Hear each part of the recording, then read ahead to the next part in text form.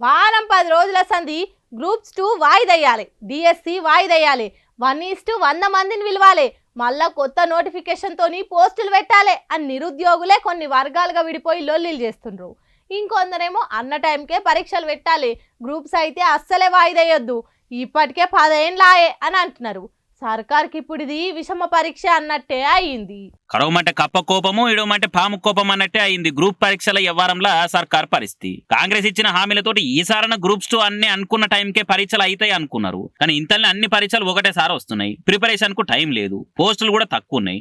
పోస్టులు పెంచి మళ్ళా కొత్త నోటిఫికేషన్ ఇవ్వాలని ఓ వర్గం నిరుద్యోగులు జంగు చేస్తున్నారు. ఇంకొందరేం టైంకే పరీక్షలు పెట్టాలా, ఇప్పటికే 10 ఏళ్ళు అవుతున్నది, గ్రూప్స్ లో జాబ్స్ లేవు, ఎప్పుడో ఇచ్చిన నోటిఫికేషన్ కు ఎప్పుడో పరీక్షలు అన్నారు.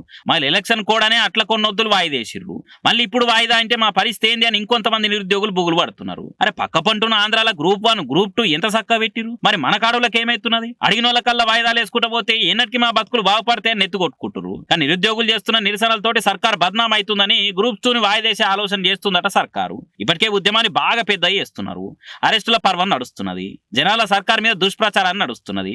దాన్ని ఓగొట్టాలంటే వాయిదేస్తేనే మేలని కొంతమంది సీఎం సార్ కు సలహాలు ఇస్తున్నారట. దాంతో సార్ కూడా మార ఆలోచన చేస్తున్నాడట. మరి చూడాలి ఏమైతుందో గానీ. కొందరైతే వాయిదేస్తేనే ఫాయిదా ఉంటదని అంటుంటే ఇంకొందరేమో ఇంకెంత కాలం ఇట్లనే వాయిదాలు వేస్తారని భయపడుతున్నారు.